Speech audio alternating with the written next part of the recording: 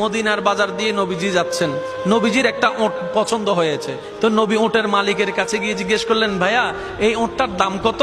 ওই দামাদামি হলো, নবী সে দামে কিনতে রাজি হলেন, কিন্তু নবীর কাছে তখন অর্থ ছিল না। তখন নবীজি ওনাকে বললেন, আপনি আমাকে ওটটা দেন, আমি এখনই গিয়ে আপনার সেই প্রাপ্যটা পাঠিয়ে দিচ্ছি। ওটের মালিক ওনাকে ওটটা দিয়ে দিলেন। আশেপাশে যারা ওটের মালিক ছিল সবাই জিজ্ঞেস করতেছে, এই পাগলা, তুমি কি যাকে ওট দিয়েছো তাকে চিনো? বলে যে না। নাম জানো? বলে যে না। পরিচয় জানো? বলে যে না। ঠিকানা জানো? না। তো তুমি যে ওটটা দিয়ে দিলা, উনি যদি ওটার টাকাটা না ফাটায় তখন তো তুমি লসের মধ্যে চলে যাবা। সে ওটের মালিক বলে, এত সুন্দর নুরানি চেহারাওয়ালা কখনো বাটপার হতে পারে না, কখনো চিটার হতে পারে না, কখনো মিথ্যুক হতে পারে না।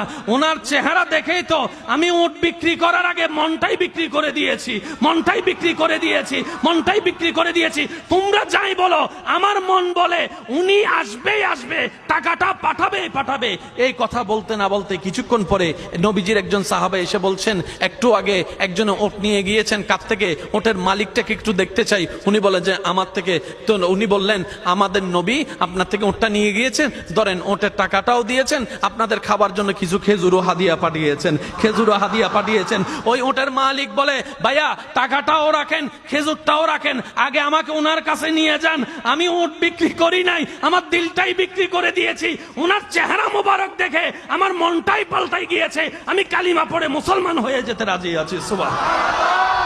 जिसका कोई सानी नहीं वो नबी हमारा है, मुस्तफा की अजमत का हद ही ना किनारा है। आशिक बोले, लम याति नजीरु कफी नजरिन मिसले तुना शुद्ध पैदा जाना। चित्कार दिए बोलेन ना सुभान।